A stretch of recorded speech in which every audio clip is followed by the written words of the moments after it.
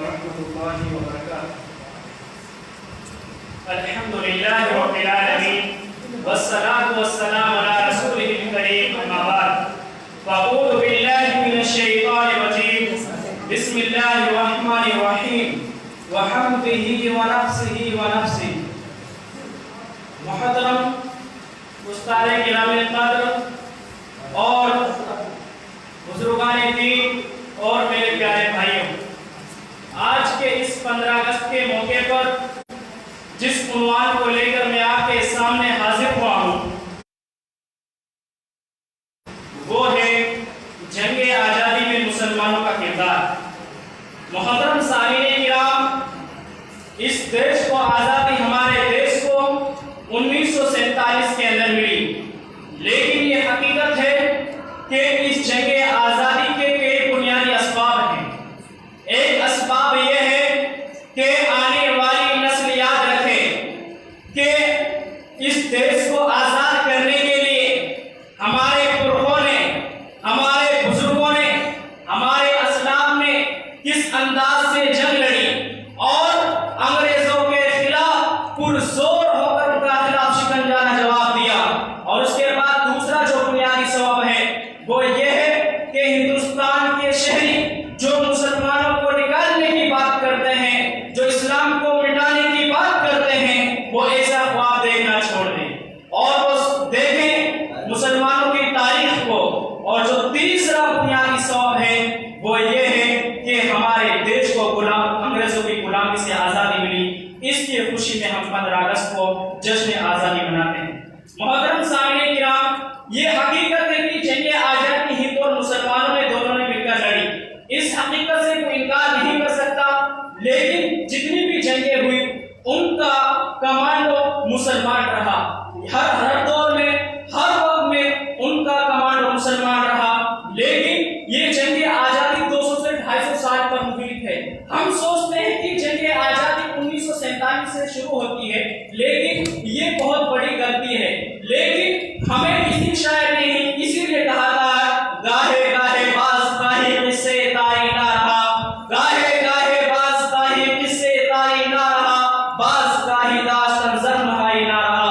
اگر ہمیں چاہیے کہ ہم اپنے پرخوں کی تاریخ کو یاد رکھیں تو ہمیں تاریخ کا مطالعہ کرنا ہوگا، اتہاس کا مطالعہ کرنا ہوگا، ہمیں ہسٹری پر نظر ثانی کرنا ہوگی کہ ہمارے بزرگوں نے انگریزوں کے خلاف کس طرح آوازیں بلند کی۔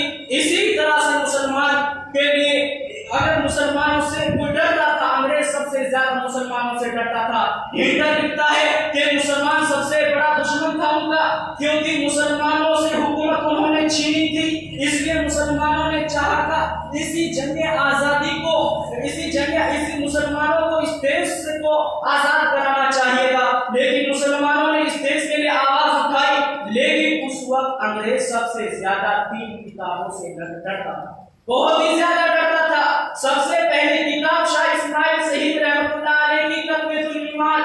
یہ تقویۃ الایمان کیا ہے؟ جس میں عقیدہ توحید کی باتیں ہیں، نہ جنگ کی باتیں ہیں اور نہ کسی تحریک کی باتیں ہیں۔ انگریز سمجھتا تھا جس کے پاس عقیدہ توحید ہو اس قوم کو کوئی لانے والا نہیں ہو سکتا۔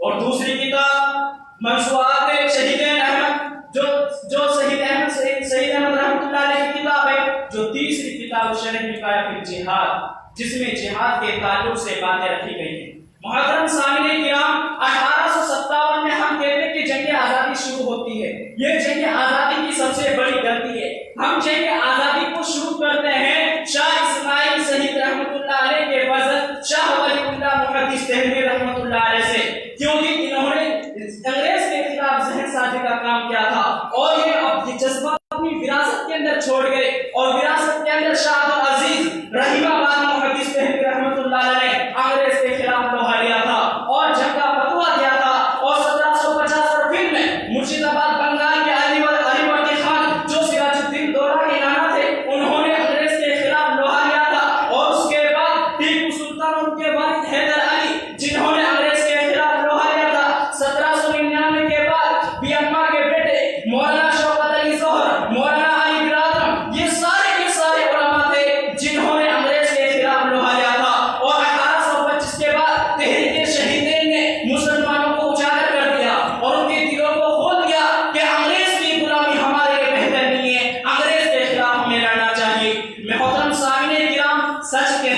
کہ ہم نے شکست بھی کھائی ہے تو اپنوں سے کھائی ہے، سچ یہ ہے کہ شکست بھی کھائی ہے تو اپنوں سے کھائی ہے، غیروں نے ہمیں کہاں شکست دی ہے۔ محترم سامعین کرام، یہ ملک ہمارے سامنے جو 75واں جو ہم دیوس منا رہے ہیں، اس کو 75 سال آزاد ہوئے ہو گئے۔ اگر مسلمانوں کے ساتھ اپنوں کی غداری نہ ہوتی تو یہ ملک 200 سے 250 سال پہلے آزاد ہو گیا ہوتا۔ اگر یہ دیش 1940 میں یہ ملک آزاد ہوا تھا، لیکن آزاد اس کو 70 سے 75 سال ہو گئے، یقین مانو یہ ملک 200 سے 250 سال پہلے آزاد ہو گیا ہوتا۔ لیکن کیوں؟ اگر بنگال میں سراج الدین تورانی نانا کے ساتھ میر ظافر کی بغاوت نہ ہوتی، اور ٹیپو سلطان کے ساتھ میر صادق کی بغاوت نہ ہوتی، اور بہار میں بیگم حضرت کے ساتھ مہر صادق کے ساتھ نیپال کے گورکھو کی بغاوت نہ ہوتی، تو یقین مانو یہ ملک 200 سے 250 سال پہلے آزاد ہو گیا ہوتا۔ اگر تحریک شہیدین کے ساتھ افغانستان کے سرحد کے پٹھانوں کی بغاوت نہ ہوتی، یہ ملک آج سے 200 250 سال پہلے آزادی کا حکم گایا ہوتا۔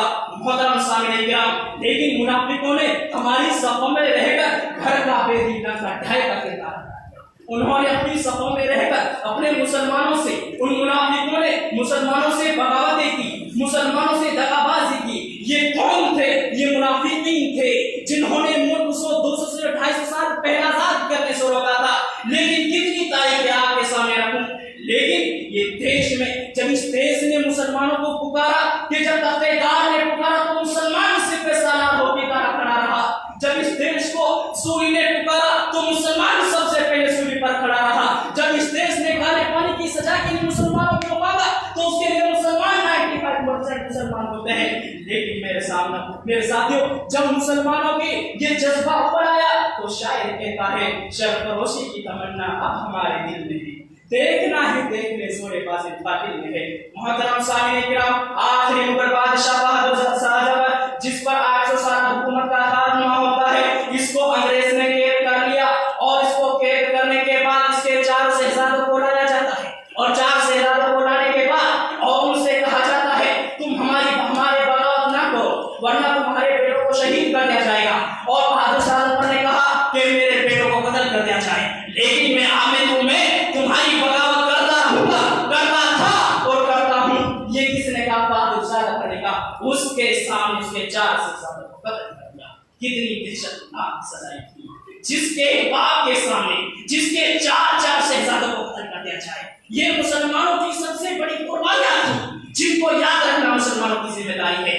1903 کا واقعہ دیکھ لیں، حسرت نبھانی، انگریز کی بغاوت کے جرم میں پکڑے گئے اور اس کو قید بامشقت کی سزائے دی، چکی پیسنے کی سزائے دی۔ چکی پیستے پیستے ہاتھوں سے خون رسنے لگا، خون بہنے لگا، اور جیل کے باورچی خانے سے کوئلہ لیتے ہیں اور جیل کی دیوار پر لکھتے ہیں، ہے مشق سخن جاری چکی کی مشقت بھی، ہے مشق سخن جاری چکی کی مشقت بھی، ایک درپے تماشا ہے حسرت کی طبیعت بھی۔ کہہ رہے ہیں کہ چکی بھی پیس رہا ہوں اور اشعار بھی لکھ رہا ہوں، ہے حسرت کی طبیعت بھی۔ کیسی طبیعت ہے، کیسی زندگی ہے، یہ کون تھے؟ یہ حضرت نبھانی تھے، علماء صادق کو جس کے ذکر کو بیان کرنے کے بعد جس کو اگر اس کا ذکر بیان نہ کیا جائے، ہم جنگ آزادی ادھوری ہے نہ کسے، اگر اس کا تذکرے کو بیان نہ کیا جائے۔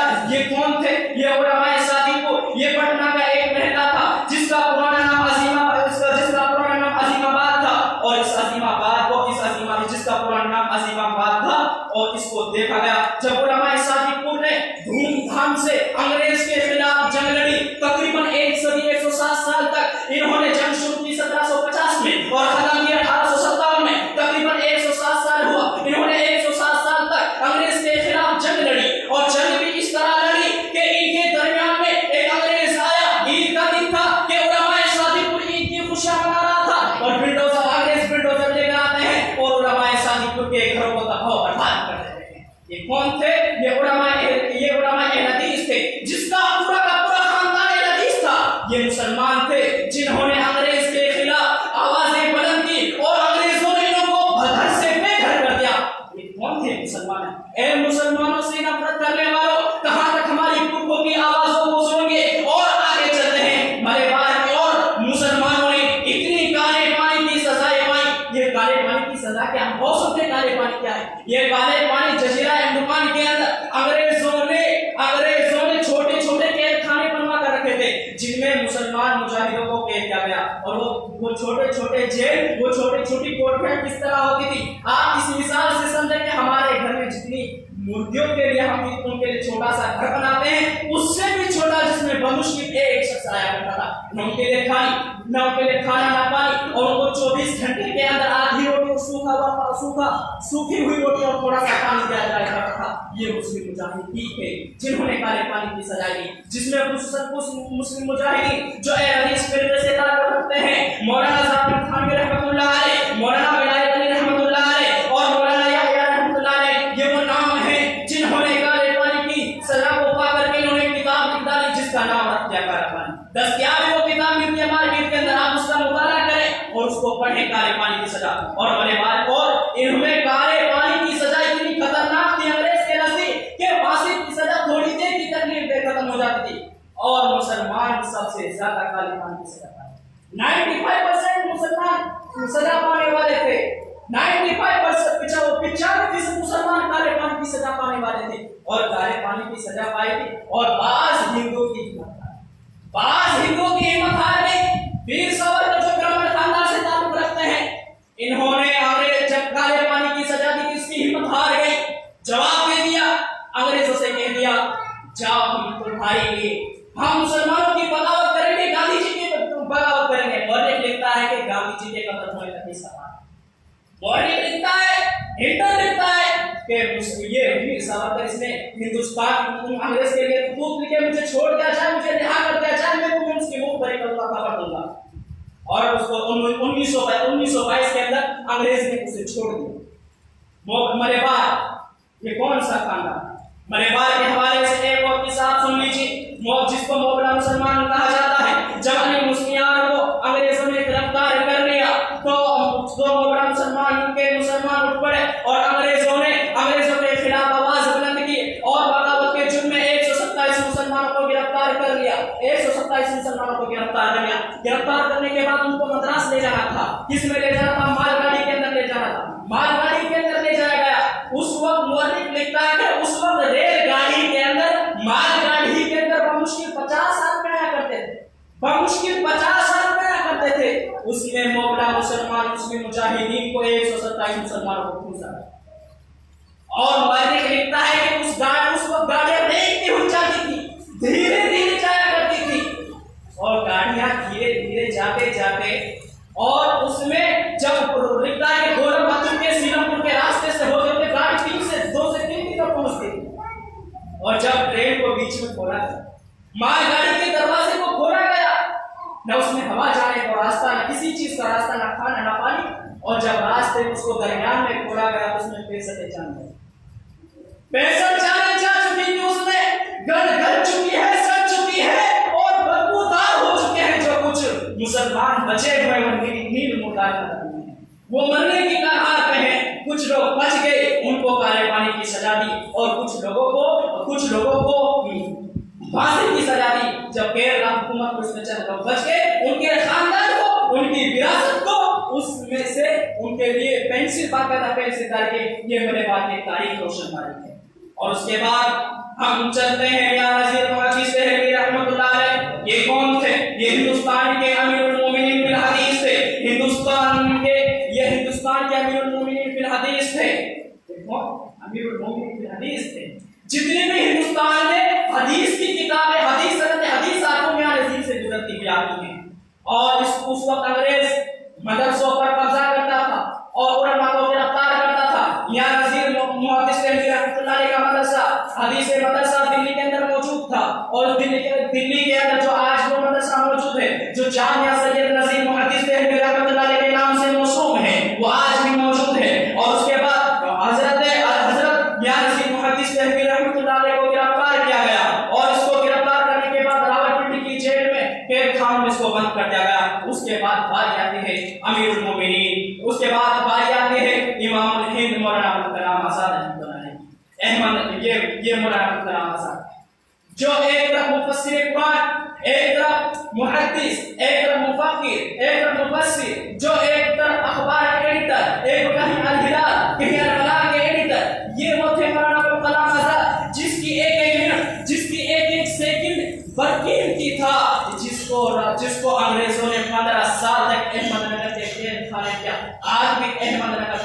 दिखाना मौजूद है।